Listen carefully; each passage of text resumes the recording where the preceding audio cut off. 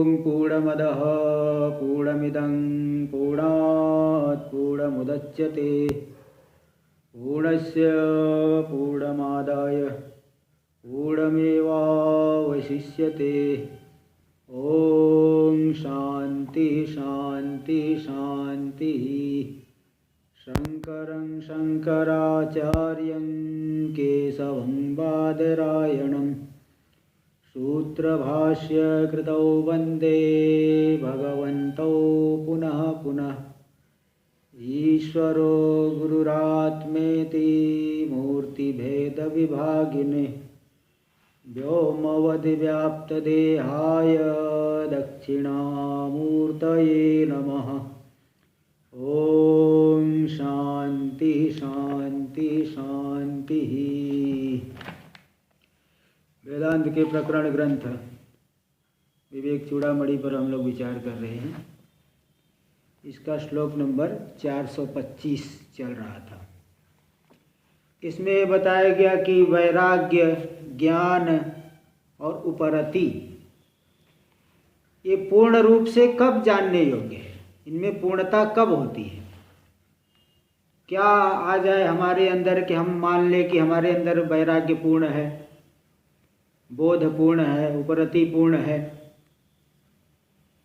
इसलिए शिष्य के ऊपर अनुग्रह करने के लिए, क्योंकि शिष्य जब मर्यादा को जानेगा तो वहाँ तक पहुँचने की कोशिश करेगा। लक्ष्य निर्धारित होना चाहिए। कहीं रास्ते में, कहीं आप यात्रा में जा रहे हैं तो आपका लक्ष्य निर्धारित है, तब जाके आप यात्रा के लिए रेलवे स्टेशन पे जाके टिकट लोगे। अथवा लक्ष्य ही निर्धारित नहीं तो ट्रेन तो बहुत चल रही है, कौन सी ट्रेन में बैठोगे। इसलिए पहले लक्ष्य निर्धारित होनी चाहिए। तो यहाँ पे वैराग्य की अंतिम अवधि क्या है, बोध की अंतिम अवधि क्या है, उपरति की क्या अवधि है, इसको 425वें नंबर श्लोक में बता रहे। वासनानुदयो भोग्ये वैराग्यस्य तदा अवधि। भोग्य विषय में बिल्कुल वासना भी न उत्पन्न हो, इतना जो है विरक्त है कि उधर ध्यान ही नहीं दे रहा है। साधारण व्यक्ति जो है तुरंत देखने लगा, अरे क्या दिख रहा है, बहुत सुंदर दिख रहा है। तो वासना का भी उदय नहीं होना, यही वैराग्य की चरम सीमा है। अहम भावो दया भावो बोधस्य परमावधि। बोध की अंतिम पराकाष्ठा क्या है, अहम भाव का उदय नहीं होना, अहंकार होना ही नहीं है इसके बाद। और लीन वृत्ति लीन हो गई, उसकी पुनः अनुत्पत्ति, पुनः उसकी उत्पत्ति नहीं होना। यही मर्यादो परते स्तुषा, यही उपरति की अंतिम मर्यादा है। इसी का देखिए भाष्य में, चले शुरू से ही देख लीजिए, 2-3 पंक्ति हुआ था बस। भोग्य वासनाया अनुदय मतलब अनुद्बोध। भोग्य वस्तु में, विषयों में वासना का अनुदय मतलब उद्बोध ही नहीं होना चाहिए, प्रकट ही न हो। अनुभूते विषये तत्पुरस्थिते भी तत्संस्कारानुद्बोध। जिस विषय को आपने अनुभव कर लिया है, जान लिया है, तो भी इतने विरक्त है वहाँ से उधर ध्यान ही नहीं दे रहे, तो उसके संस्कार भी प्रकट नहीं होगा। तो इस तरह से जब स्थिति आ जाए तो समझ लो यदा तदा वैराग्यस्य अवधि, वैराग्य की यही अंतिम अवधि सीमा है। तदीयं मन विषयेषु नष्टमेव कुतः राग प्रसक्ति। उसका मन जब अमनी भाव को प्राप्त हो गया तो विषयों में राग कहाँ से मिलेगा और कहाँ से होगा, ये बताओ। विषयों में राग इसलिए नहीं होगा क्योंकि मन अमनी भाव को प्राप्त कर लिया है। तो इस कुतो राग प्रसक्ति वैराग्य से परस्य ऐसा पराकाष्ठा प्रदर्शिता। ये जो पर वैराग्य है, 2 प्रकार के वैराग्य, अपर वैराग्य, अपर वैराग्य। अपर वैराग्य में तो 4 भेद होते हैं, यतमान, व्यतिरेक, एकेंद्री, वशीकार, ये 4 प्रकार के। यतमान यानी पहले व्यक्ति जो है यत्न करेगा, इन विषयों से जो है विवेचन करके यत्न करेगा उसे वैराग्य की उत्पत्ति के लिए। और फिर कुछ समय तक यत्न किया, फिर व्यतिरेक, कहाँ से मेरा राग हट गया है, कहाँ से राग अभी रह गया है, इस तरह से व्यतिरेक करके कहाँ से नहीं हटा है, ये व्यतिरेक करके जो है जान लेना वैराग्य। और वश एकेंद्रीय, सभी इंद्रियां तो विषयों से हट गई है, किंतु मन में थोड़ा सा कुतूहल बना हुआ है, थोड़ी सी जिज्ञासा बनी हुई, इसको कहते हैं एकेंद्रीय वैराग्य। और मन को भी निगृहित कर लिए तो वशीकार। और जब सभी जगह से विरक्त हो जाए, है ना, जब ज्ञानी पुरुष जो है, देखो ज्ञान से भी विरक्त। अब ज्ञान थोड़ी, ज्ञान से कुछ प्रयोजन नहीं रहा गया, ज्ञान होने के बाद फिर ज्ञान बना रहे, हाँ ऐसे ये भी इच्छा नहीं रहती।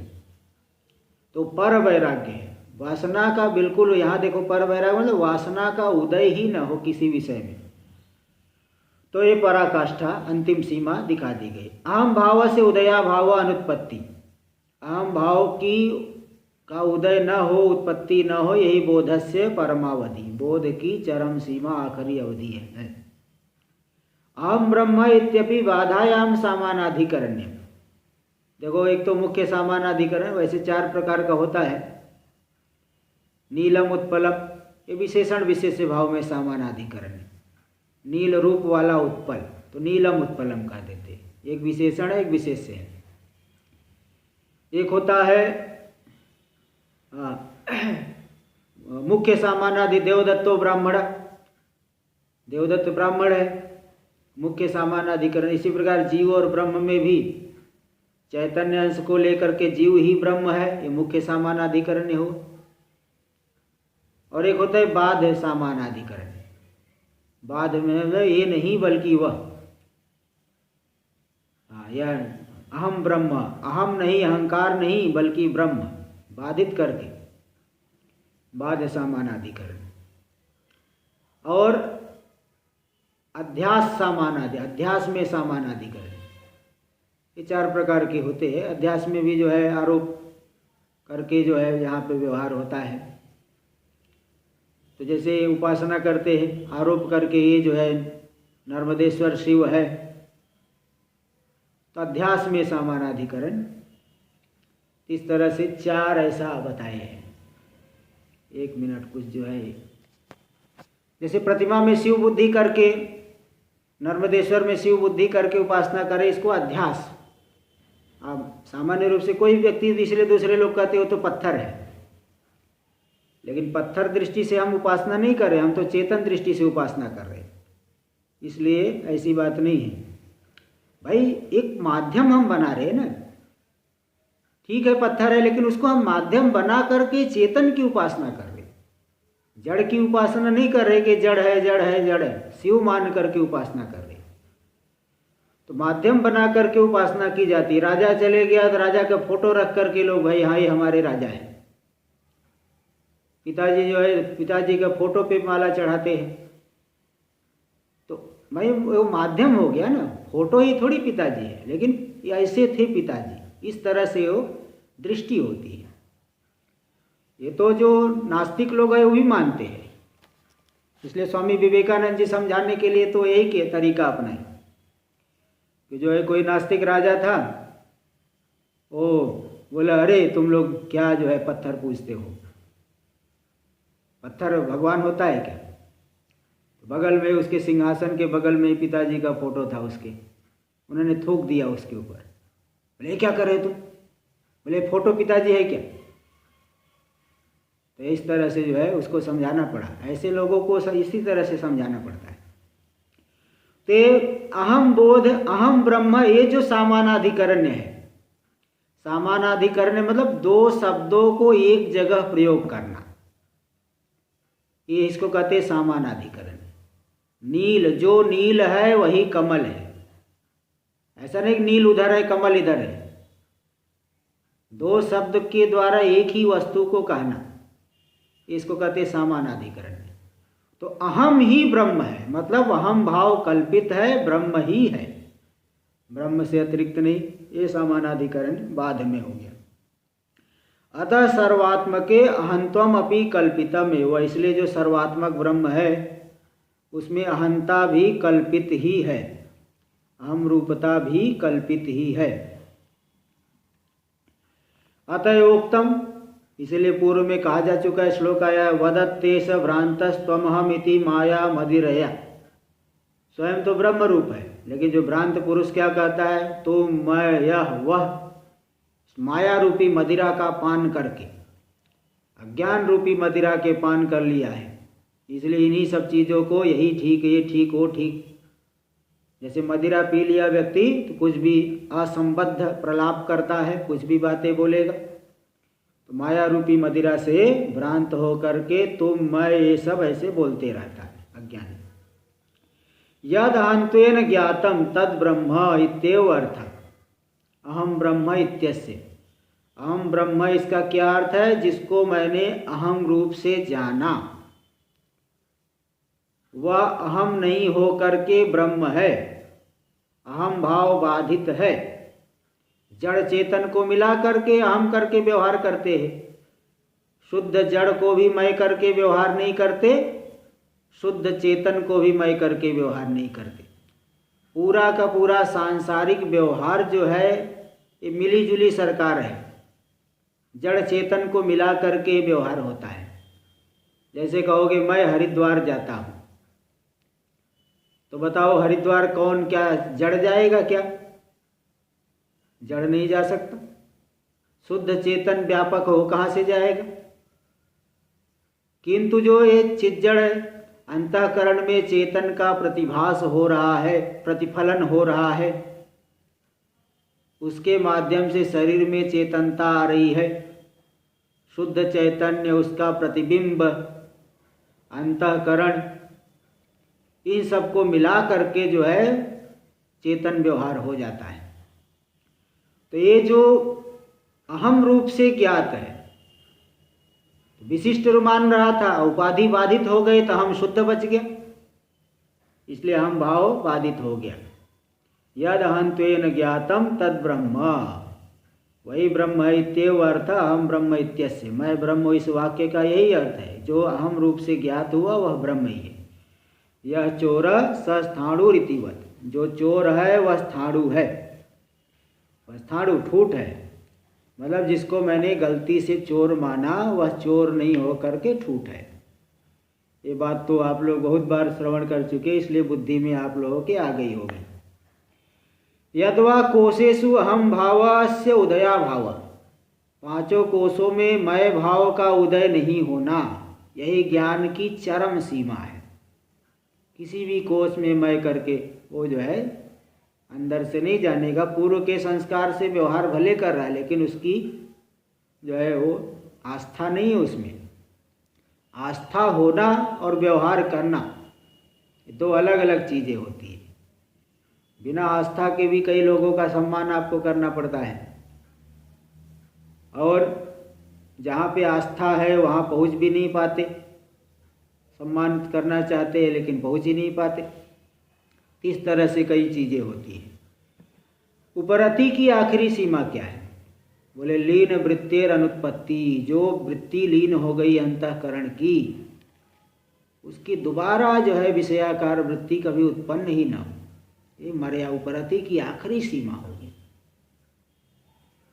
तो आनंद आत्मना लीना या मनोवृत्ति, मन जो है ब्रह्माकार वृत्ति, आनंद स्वरूप परमात्माकार वृत्ति से वो लीन हो गई, जो मन की वृत्ति है ना, वो अन्य जो है दोबारा उसकी उत्पत्ति ना हो, ये हो गई उपरति की आखिरी सीमा। यथा आज्यम पुनः क्षीरम न भवति, जैसे घी जो है दोबारा दूध नहीं बना सकते चाहे कोई भी प्रक्रिया अपनाओ, तथा स्वतः अनुपम आनंद,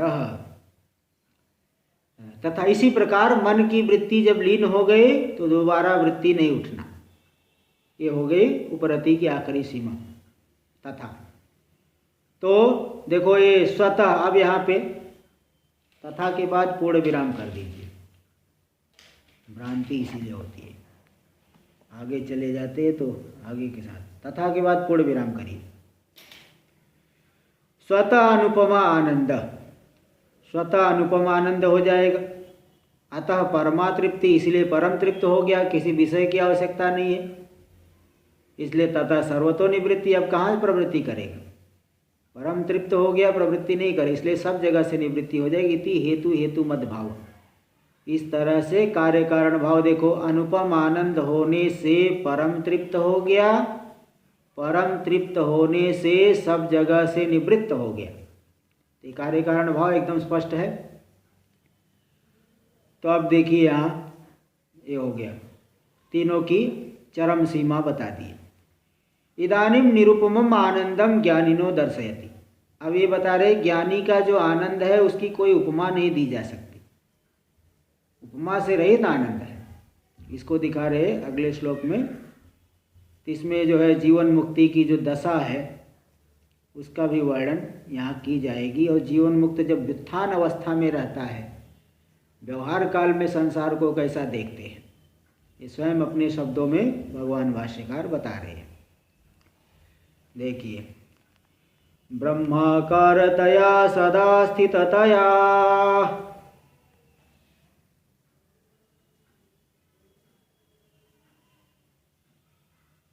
निर्मुक्त बाह्यार्थधीः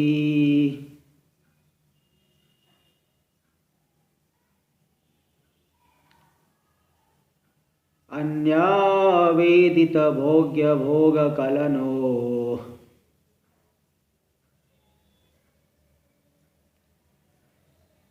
निद्रालुवद बालवत्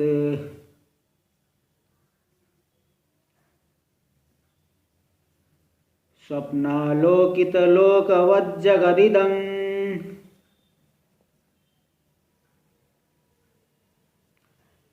पश्यन् क्वचित् लब्धधीः आस्ते कश्चिदनंत पुण्य फलभुग् धन्य समान्यो भुवि। ब्रह्माकारतया सदा स्थिततया, ज्ञानी की जो अंतःकरण की स्थिति क्या है, उसका जो है अंतःकरण सदा ब्रह्माकारा वृत्ति है। ब्रह्माकार वृत्ति जो है वो सदा ब्रह्माकार रूप से उसकी वृत्ति स्थित है। इसलिए निर्मुक्त बाह्यार्थधि, बाह्य विषयाकार जो बुद्धि है वो हट गई है पूरी तरह से, है निर्मुक्त, निःशेषेण मुक्त, पूरी तरह से हट गई, बाह्यार्थ बुद्धि होती ही नहीं। और अन्यावेदित भोग्य भोग कलनो, अन्य के द्वारा आवेदित समर्पित किया गया जो भोग्य, भोग्य भोग कलनो, भोग्य के भोग, भोग्य वस्तुओं का भोग, उसके कलन यानी प्राप्ति, अन्य के द्वारा जो दी, जैसे अन्य कोई भोजन करा दिया, अन्य कोई इस तरह से अन्य के द्वारा प्राप्त भोग्य पदार्थ का अनुभव करेंगे। निद्रालु, जैसे सो रहा है कोई पुरुष, एकदम नींद लग रही है लेकिन भूखा है, कोई व्यक्ति उसको खिला दे रहा है। इसी प्रकार अन्य के द्वारा समर्पित किए गए भोग्य, भोग्य पदार्थ, उसके भोग की प्राप्ति उसे होती है। बालवत, जैसे बालक होता है, बालक को उसकी माँ जो है खिला देती, पिला देती है, इसी तरह से ज्ञानी की स्थिति है। इस समाधि दशा में ये स्थिति रहती है, समाहित पूरी तरह से। और कभी कभी वृत्ति जब बाहर निकलेगी तो क्या होगा, तो बोले देखो, स्वप्नालोकित लोकवत् जगदिदं पश्चन क्वचित लब्धधि। कभी कभी अगर वृत्ति जो है लब्धधि, लब्धा बुद्धिर बुद्धिर्यस्य, बाह्य विषयों में जो है आ गई, समाधि से बाहर निकले तो कैसे जगत को देखेंगे, स्वप्नालोकित लोकवत्, स्वप्न में जैसे लोक यानी भोग्य पदार्थ, लोक्यन्ते भुज्यन्ते इति लोका भोग्य पदार्था, स्वप्न में देखे गए भोग्य पदार्थों के समान अथवा वहाँ के प्राणियों के समान जगदिदं पश्यन्, इस पूरे जगत को देखते हुए, जागृत में आ गए स्वप्न के पदार्थ जैसे मालूम पड़ते हैं, ऐसे ही ज्ञानी को जागृत अवस्था में ही जागृत के पदार्थ ऐसे मालूम पड़ेंगे। तैसा जो आस्ते कश्चिद अनंत पुण्य फल भुक, ऐसा कोई जो अनंत पुण्य फल का जो भोग करने वाला, अनंत जन्मों का पुण्य जब जागृत हुआ है तभी ये स्थिति आएगी। ऐसा कोई ये नहीं कि कोई पापी है तुरंत ये सब हो जाएगा। अनंत जन्मों का पुण्य जब फल देने के लिए जागृत होगा तभी जो है सत्संग आदि ही मिलता है और फिर उसके माध्यम से आगे बढ़ते हैं। तो कोई जो है अनंत पुण्य फल का भोगी जो धन्य पुरुष है इस तरह से रहता है सामान्यो भुवि, और वही जो है पूरी पृथ्वी में मान्य है, पूजनीय है, आदरणीय है। इस तरह से जो जीवन मुक्त की दशा ये है। अब इसको टीका में सब दिखा देंगे। धिय निर्मुक्त बाह्यार्थत्वे हेतु, ज्ञानी के जो बुद्धि है बाह्यार्थ विषय से हट गई है। क्यों, क्या हेतु है इसमें? तो हेतु है ब्रह्माकार सदा स्थिततया, सदा जो है बुद्धि ब्रह्माकार से आकारित है। सदा प्रत्यांतर शून्यत्वेन अच्छिन्नया ब्रह्माकारतया परम पुरुषार्थ भूत अखंड सच्चिदानंद परमात्मा कारतया स्थिततया। सदा जो है दूसरे प्रत्यय नहीं, दूसरे घटपट आदि पदार्थों संसार के पदार्थों का ज्ञान नहीं है, प्रत्यांतर से शून्य, अच्छिन्नतया ब्रह्माकारतया, अच्छिन्न रूप से अविच्छिन्न रूप से ब्रह्माकार रूपी वृत्ति है। यानी परम पुरुषार्थ भूत अखंड सच्चिदानंद परमात्मा कारतया, जो चतुर्थ पुरुषार्थ रूप है परमात्मा, अखंड सच्चिदानंद परमात्मा, तदा काराकारित है वृत्ति। वृत्ति ने उस आकार को ग्रहण किया है, मतलब श्रवण मनन निधिध्यासन करके ब्रह्माकारा वृत्ति जो है बनी है, और उसी निधिध्यासन बहुत किए तो सदा ब्रह्माकार वृत्ति है। ऐसे स्थित होने से निर्मुक्ता, निर्मुक्ता मतलब केवल मुक्ता क्यों नहीं कहे, नितराम सवासनम, वासनाओं के सहित मुक्त हो गए। मुक्ता यानी नष्टा बाह्यार्था यस्याम, बाह्य विषय जिस बुद्धि वृत्ति में पूरी तरह से नष्ट हो गए, हट गए। यस्याम जिस बुद्धि में, न तू यया, ये देखो विग्रह, ये नहीं करेंगे कि निर्मुक्ता बाह्यार्था यस्याम, निर्मुक्ता बाह्यार्था यया, ऐसा नहीं कर रहे। तृतीया वाले अन्य पदार्थ की प्रधानता वाला तत्पुरुष नहीं है, बल्कि षष्ठ सप्तम्यंत, जिसमें सभी विषय हट गए हैं। ऐसा नहीं करना जिसके द्वारा सभी विषय हट गए, ऐसा नहीं, जिसमें सभी विषय हट गए। क्यों? क्योंकि स्वयं एवं निवृत्तत्वात्, ज्ञान होने के बाद विषय तो स्वयं ही निवृत्त हो जाएंगे। विषयाणाम प्रयत्न से अनपेक्षितत्वात्, अब ज्ञान होने के बाद प्रयत्न थोड़ी करना पड़ेगा, अपने आप विषय उस बुद्धि से हट जाएंगे। किसी वस्तु को मिथ्या जान लिए तो फिर काहे को वह उसका चिंतन क्यों करेगा व्यक्ति? इसलिए गीता में आ गया रसोप्यस्य परम दृष्ट्वा निवर्तते विषया विनिवर्तन्ते निराहारस्य देहिनः, रसवर्जम रसोप्यस्य परम दृष्ट्वा निवर्तते। विषयों का ग्रहण करना बंद किया तो विषय तो हट जाएंगे, किंतु आसक्ति को छोड़ करके। और आसक्ति कब हटेगी? परमात्मा के दर्शन से, परम दृष्ट्वा, परमात्मा के दर्शन से निवृत्त होगी। यदि ब्रह्म दर्शने, इस तरह से जब ब्रह्म का ज्ञान हुआ तो विषय निवर्तनार्थम प्रयत्नानपेक्षितस्य त्वस्य प्रतीयमानत्वात्, तो ब्रह्म का दर्शन होने पर विषय की निवृत्ति के लिए प्रयत्न की अपेक्षा नहीं होती है। प्रयत्नानपेक्षितत्वस्य प्रतीयमानत्वात्, प्रयत्न की अनपेक्षा प्रतीत हो रही है, प्रयत्न की अपेक्षा करनी नहीं पड़ेगी। स्वाभाविक रूप से वहाँ ब्रह्माकार वृत्ति है, प्रयत्न करके विषय हटाना नहीं पड़ेगा। तथा च निर्मुक्ता बाह्यार्थ धीयस्य, इस तरह से जिसकी बाह्य विषय विषयक बुद्धि पूरी तरह से हट गई, स निर्मुक्त बाह्यार्थधि, निर्मुक्त बाह्यार्थ बुद्धि वाला हो गया। कश्चिद इत्यस्य विशेषण, कश्चिद जो विशेषण दिए, ऐसा कोई तो है, कोई ऐसा नहीं हजारों की संख्या में, कोई कोई, कश्चिद ऐसा कोई अनंत फल हो।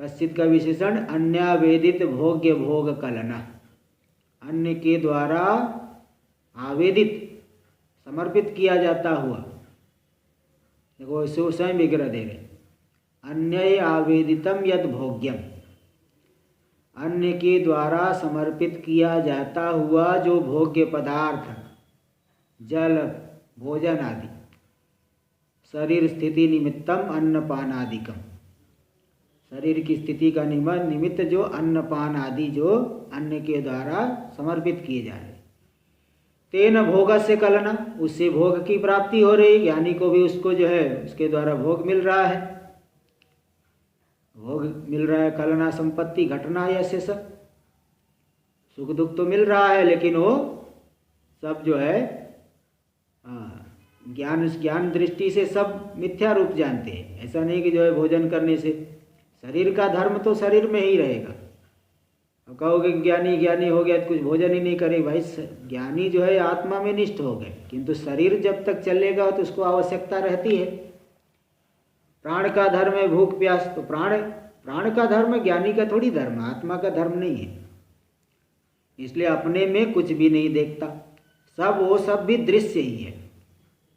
इसलिए जो है एक महात्मा जी थे, उनके शरीर में बहुत पीड़ा हो रही थी, तो वो करा रहे हैं, चिल्ला रहे, बहुत ज़्यादा पीड़ा है।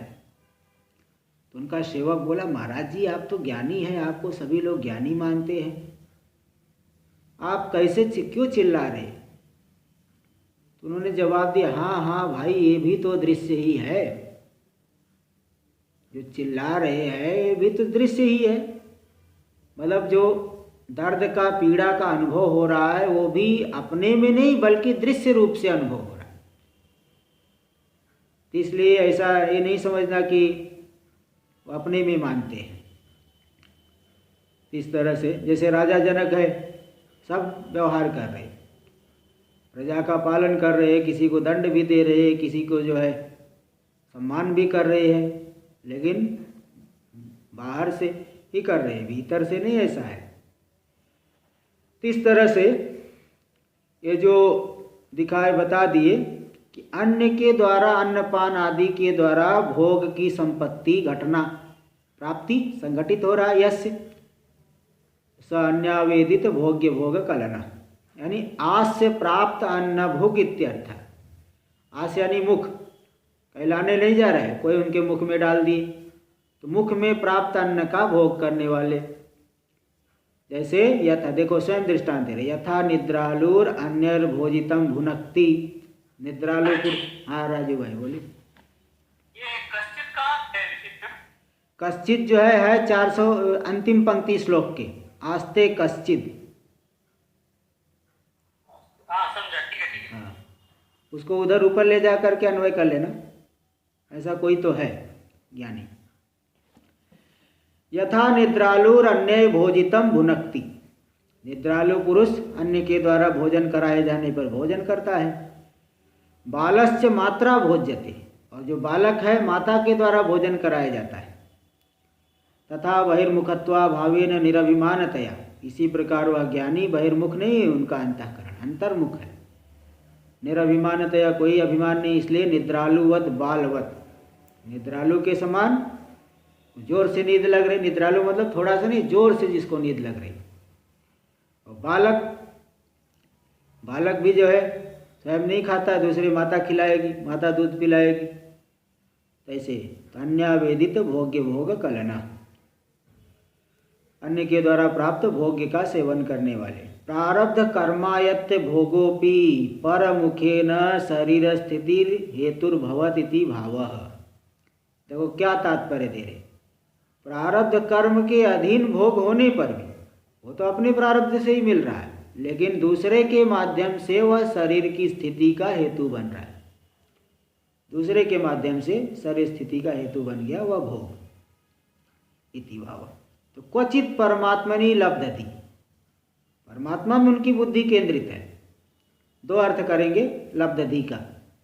पहला अर्थ दे रहे क्वचित परमात्मनि लब्धधि, लब्धा प्रतिष्ठिता धी यस्य स लब्धधि, परमात्मा में बुद्धि उनकी स्थित हो गई, इसलिए सब अन्य के द्वारा भोग्य आदि का भोग्य भोग कराए जा रहे हैं। तो दूसरा अर्थ है लब्धति का, यदा यद्वा क्वचित कदाचित लब्धति, कभी कभी, कहीं पे किसी देश काल में कभी कभी लब्धति यानी व्युत्थित मना, बाह्य विषयों में उनकी बुद्धि आएगी, समाहित दशा से निकल करके आएगी। तो व्युत्थित मन वाला, व्युत्थित यानी व्यवहार में आ गई, व्युत्थितम मनम मनोयस्य, समाधि से व्युत्थित हो गया है, उठ निकल गया है मन जिसका। तो क्या देखेंगे, इदम जगत स्वप्नालोकित लोकवत, स्वप्न में देखे गए लोक जो भोग्य पदार्थ है, प्राणी आदि है, उनके समान इस जगत को मिथ्यात्वेन पश्यन्, मिथ्या रूप से देखते हुए, कश्चित कोई ब्रह्मविद्वरः, ब्रह्म ज्ञानियों में श्रेष्ठ, अनंत पुण्य फल भुक्, अनंत पुण्य फल का जो भोग करने वाले, अनंत जन्मों का पुण्य फल देने के लिए जागृत है। शतकोटि जन्मसु कृत सुकृत फल भू भूत मोक्षानंदानुभवी, 100 करोड़ जन्मों में किया गया जो पुण्य, सुकृत पुण्य, उसके फलभूत है मोक्षानंद का अनुभव, उस अनुभव वाले। बिना इतने पुण्य के गुरु आदि मिलेंगे ही नहीं, ब्रह्मनिष्ठ गुरु मिले, इतना वातावरण मिले, नहीं तो विघ्न हो जाता है। एक जो है पंजाब की माता थी, स्वामी जी बताते थे, जिनसे एक बताते थे होगी वो उसको तुरंत स्वाभाविक रूप से समाधि लग जाती थी। तो घर का काम उसके पति करते थे, इतनी उसके समाधि का अभ्यास था, स्वाभाविक रूप से समाधि लग जाए। और पति घर भोजन बना रहे, बोले चलो अब यही हमारा प्रारब्ध है तो क्या करें। लेकिन बाद में क्या हुआ कि पति का जो है शरीर छूट गया, थोड़े समय बाद ही पति का शरीर छूट गया और ये भी स्त्री भी पागल जैसी हो गई। तो ये मतलब बहुत जन्मों का पुण्य होता है, तभी सब आखिरी तक पहुंच पाते हैं।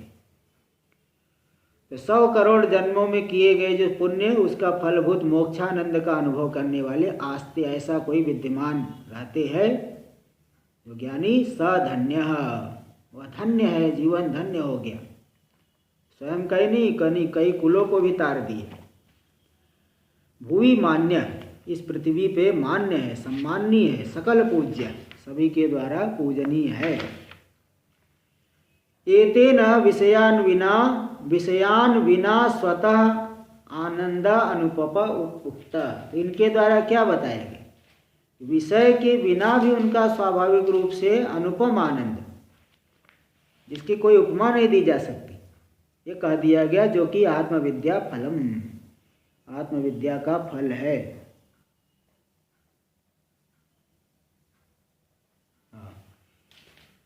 सोस्नुते सर्वान कामान स ब्रह्मणा विपश्चितेति, तैत्तरीयोपनिषद में आया। आनंदम ब्रह्मणो विद्वान न बिभेति कुतश्चन, ब्रह्म के आनंद को जानने वाला विद्वान किसी भी भय निमित्त से डरता नहीं है। तो सोस्नुते सर्वान कामान ब्रह्मणा विपश्चिते, से वो सभी कामनाओं को, सभी विषयों को एक साथ में प्राप्त कर लेता है, क्योंकि सर्वात्मक है। वो यही देखते हैं कि वहाँ भी हर एक शरीर में रह करके वही सबका अनुभव करने वाले, सबके जानने वाले साक्षी रूप है, सभी कामनाओं की प्राप्ति कर लिया। ये बताए तैतरी में, गीता में, यावान अर्थ उदपाने सर्वतः संप्लुतोदके, तावन सर्वेषु वेदेषु ब्राह्मणस्य विजानत, पूरी तरह से जल से सर्वतः संप्लुतोदके, पूरी तरह से जल से भरे हुए जो जलाशय, बहुत बड़ा जलाशय, वो भी मीठे पानी का ही ले रहा, उसकी प्राप्ति होने पर उदपाने, छोटे से तालाब में जितना प्रयोजन रहता है, यानी कोई प्रयोजन नहीं रहता। तावन सर्वेषु वेदेषु ब्राह्मणस्य विजानतः, जो ज्ञानी पुरुष है, ब्राह्मण ब्रह्म ज्ञानी, उसका सभी वेदों में उतना ही प्रयोजन रह जाता है। मतलब जैसे बहुत विशाल जलाशय मिल गया मीठे पानी का, तो छोटे तालाब की तरफ नहीं देखता व्यक्ति, जरूरत नहीं पड़ती। ऐसे ही जब आत्मा का अनुभव हो गया तो वेदों में कोई प्रयोजन नहीं रह जाता।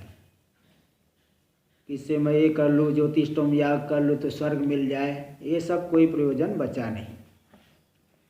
इति श्रुति स्मृतिभ्याम, श्रुति और स्मृति से क्या मालूम पड़ता है कि एतस्यैव आनंदस्य अन्यानि भूतानि मात्राम उपजीवन्ति। इन दो श्रुति और स्मृतियों से और भी दिखा रहे श्रुति स्मृति, इसी आनंद स्वरूप परमात्मा के थोड़े से अंश को सभी प्राणी जो है आश्रय कर रहे हैं, उसकी प्राप्ति के लिए विषयों में भाग रहे हैं, विषयों के पीछे। इस तरह से भी श्रुति आई है, इति श्रुते से, यह भी श्रुति प्रमाण है। तो मतलब क्या अर्थ है इसका? लोके यावंता पुरुषा, इस लोक में जितने पुरुष हैं, यावत भी पुण्य है, जितने पुण्य कर्मों के द्वारा, यावंती सुखानी अनुभवंती, जितने सुखों का अनुभव करते हैं लोक में। अयम परावर एकत्व ज्ञानी, यह जो पर है परमात्मा, अवर है जीव, उन दोनों के एकत्व को जानने वाले ज्ञानी पुरुष युगपत सर्वाणी सुखानी, एक साथ में सभी सुखों का अनुभव कर लेता है। क्यों? क्योंकि समुद्र स्थानी ब्रह्मानंदानुभवात, वो समुद्र स्थानी है ब्रह्मानंद, उसके अनुभव से सभी सुखों का अनुभव कर लेती थी। वह अर्थ, ऐसा भी अर्थ कर सकते हो। किस पद का? अनंत पुण्य फल भोग इत्यस्य, अनंत पुण्य फल का भोग करने वाला, इस पद का ये भी अर्थ कर सकते हैं कि पूरे संसार के लोगों को जितना सुख मिल रहा है पूरा ज्ञानी अकेले अनुभव करता है। इसमें क्या प्रमाण है? देखो तैत्तिरीयक में उसका जो है श्लोक आता है, कहीं उसका किसी ने टीका लिखी है, सोष्णुते सर्वान् कामान सकलान् कामान अक्रमेण सुरसभा विदित ब्रह्मणु रूपेण जीवन मुक्तो न संशयः। इति तैत्तिरीय का अर्थ विवरणा, तैत्तिरीय उपनिषद के अर्थ का विवरण कहीं टीका में लिखे विवरण किए है, किसी टीका में आया है कि सर्वसोष्णुते सकलान कामान अक्रमेण सुरर सभा, हे देवताओं, वह जो है, अच्छा सुरर सभा अगर एक वचन होता तो वही सीधे हुआ देवताओं में भी श्रेष्ठ, और सुरर सभा बहुवचन है तो संबोधन ले लेंगे, हे देवताओं में श्रेष्ठ लोग, श्रेष्ठ देवताओं, वह जो ज्ञानी है संपूर्ण कामनाओं को एक साथ में प्राप्त कर लेता है। विदित ब्रह्म रूपेण जीवन मुक्तो न संशय, इसका अगर वार्तिक का होगा तो मैं इसको देख लूँगा, वार्तिक का नहीं होगा तो फिर कहीं का होगा, क्योंकि सुरर सभा बहुवचन कैसे दे रहे हैं, अगर या तो संबोधन होगा, संबोधन लेंगे तो हे देवताओं में श्रेष्ठ, हे श्रेष्ठ देवताओं, वह जो ज्ञानी है अक्रम से एक साथ में सभी भोग्य पदार्थों का अनुभव कर लेता है। कैसे? विदित ब्रह्म रूपेण, ब्रह्म को जान लिया है विदित ब्रह्म रूप से, जीवन मुक्त अनुभव करता है, जीवन मुक्त तो न संशय है, इसमें कोई संशय नहीं है। इस तरह से हाँ जी बोलिए। तो सभी उपनिषद में विवरण का है क्या? विवरण यानी व्याख्या किए हैं, विवरण मतलब टीका, किसी ने टीका की है, किसी ने व्याख्या की है, ये मुझे लगता है वार्तिककार नहीं किया है, ये देख लूंगा मैं। हाँ, सभी उपनिषदों में भी किया है क्या? नहीं, वार्तिक हर एक उपनिषद पे नहीं है। अच्छा, आनंदगिरी की टीका तो हर जगह है, किंतु वार्तिक जो है हर जगह नहीं है। ब्रह्म गीतासु, ब्रह्म गीता में भी बताया गया है, सर्वेषां सुखानां विषयाभिव्यंग्यानां, जितने भी सुख है विषयों के द्वारा अभिव्यक्त होने वाले, वह ब्रह्मानंद सिंधु बिंदु कणिकाय मानत्वात्, ब्रह्मानंद रूपी समुद्र के बिंदु रूपी कणिका के समान है, एक छोटे से कण के समान है विषयों में अभिव्यक्त होने वाले सुख, ये भी आया है। और भी एक श्लोक जो बहुत प्रसिद्ध है, स्नातं तेन समस्त तीर्थ सलिले सर्वापि दत्तावनिः यज्ञानां च सहस्रमिष्टमखिलाः देवाश्च संतर्पिताः संसाराच्च समुद्रिता स्वपितरस् त्रैलोक्यपूज्योऽप्यसौ यस्य ब्रह्मविचारणे क्षणमपि स्थैर्यं मनः प्राप्नुयात्। देखो क्या दे रहे, स्नातम तेन समस्त तीर्थ सलिले। लोग जो है थोड़े से पुण्य के अर्जन के लिए नाना तीर्थों में घूमते हैं, ठीक भी है, क्योंकि व्यक्ति को जितना जो है बुद्धि है शास्त्रीय मार्ग में चलना चाहिए। लेकिन ज्ञानी ने तो संपूर्ण तीर्थों में स्नान कर लिया है ना, उससे बड़ा क्या फल हो सकता है।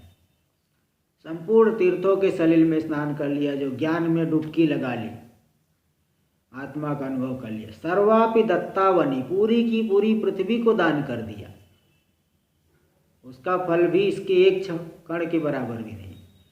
यज्ञानाम च सहस्रमिष्टम अखिला, सहस्रमिष्टम, हजारों यज्ञों का यजन कर लिया ज्ञानी ने, समझ लो। और अखिला देवाच संतर्पिता, सभी देवताओं को तृप्त कर दिया, सभी की आत्मा हो गई।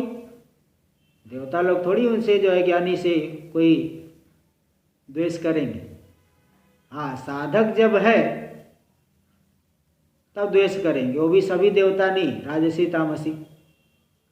ब्रह्मा विष्णु आदि जो बड़े ज्ञानी देवता है वो तो प्रसन्न होंगे कि देखो हमारा एक मनुष्य जो है लगा हुआ है साधना। तो अखिल देवताओं को संतर्पित कर दिया, संतृप्त कर दिया, क्योंकि सभी के आत्मरूप हो गए।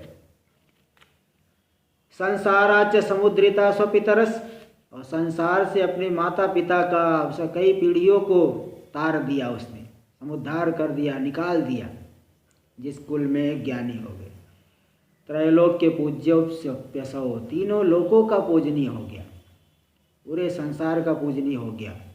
कौन, किसकी बात कर रहे हो? बोले यस्य ब्रह्म विचारणे क्षणमपि स्थैर्यं मनः प्राप्नुयात्, जिसके ब्रह्म विचार में एक क्षण भी मन स्थिर हो गया। एक क्षण में तात्पर्य नहीं है, मतलब एकदम अनुभव कर लिया, ऐसा व्यक्ति पूजनीय हो गया। इत्युक्त्या ब्रह्मनिष्ठा यदा सर्वदा अस्य, तो जब एक क्षण मन स्थिर हो गया तो इतना पूजनीय है।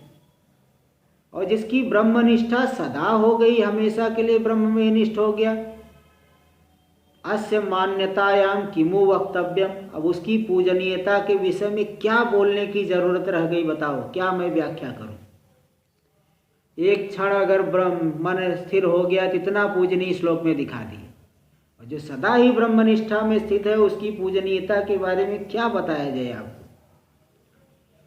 उक्तम ही, ये भी कहा गया, कुलम पवित्रम जननी कृतार्था, उसका पूरा कुल पवित्र हो गया, माता जो है कृतार्थ हो गई, इतना कष्ट सहा माता ने। विश्वम्भरा पुण्यवती च तेना, विश्वम्भरा जो पृथ्वी है ज्ञानी से पुण्य वाली हो जाती है। तीर्थों को भी ये तीर्थी कुर्वंती, तीर्थ कर देते हैं। तीर्थों में स्वकीय सामर्थ्य नहीं, महापुरुषों के माध्यम से वो सामर्थ्य आता है। हाँ, कि कौन ऐसा कर देता है? बोले अपार संवित सुख सागरेस्मिन् लीनम परे ब्रह्मणी यस्य चेता। अपार जो संवित यानी ज्ञान, आनंद, इसके सागर रूपी परमात्मा में जिसका चित्त, ऐसे परम ब्रह्म में जिसका चित्त लीन हो गया, उससे कुल पवित्र हो गए, जननी कृतार्थ हो गए, पूरी पृथ्वी पुण्यवती हो गई इति। इसलिए इस तरह से भी कहा गया है। और इसमें भी मुंडक उपनिषद में मंत्र आया है, यम यम योग लोकम मनसा संविभाति विशुद्ध सत्व कामयते यस्तु कामान तम तम लोकम। उस देखो, जिस जो है पदार्थ को वह विशुद्ध सत्व वाले ज्ञानी मन के द्वारा कल्पना कर देती है, वह पदार्थ जो है व्यक्ति को मिल जाता है। इसलिए तस्माद आत्मयज्ञम ह्यर्थयेत भूति कामः, इसलिए आत्मज्ञ की भूति ऐश्वर्य चाहने वाला पुरुष आत्मज्ञानी की अर्चना करे। तो मतलब ज्ञान की स्तुति की जा रही है, ऐसा नहीं कि कोई जिज्ञासु है वो पैसे के लिए उनकी पूजा करे। उसमें तात्पर्य नहीं, स्तुति की जा रही ज्ञानी की। तिस्तरिति श्रुतेश्च, इसलिए ज्ञानी पूजनीय है, इसके विषय में क्या संशय रहा? कोई संशय नहीं रहा। कि जीवन मुक्त की दशा दिखा दिए, समाहित दशा और व्युत्थित दशा। आगे और भी बताएंगे, आगे हम लोग कल करेंगे। ओम पूर्णमदः पूर्णमिदं पूर्णात् पूर्णमुदच्यते पूर्णस्य पूर्णमादाय पूर्णमेवावशिष्यते। ओम शांति शांति शांति। शंकरं शंकराचार्यं केशवं बादरायणं सूत्रभाष्य कृतौ वन्दे भगवन्तौ पुनः पुनः। ईश्वरो गुरुरात्मेति मूर्तिभेदविभागिने व्योमवद्व्याप्तदेहाय दक्षिणामूर्तये नमः। ओम शांति शांति शांति।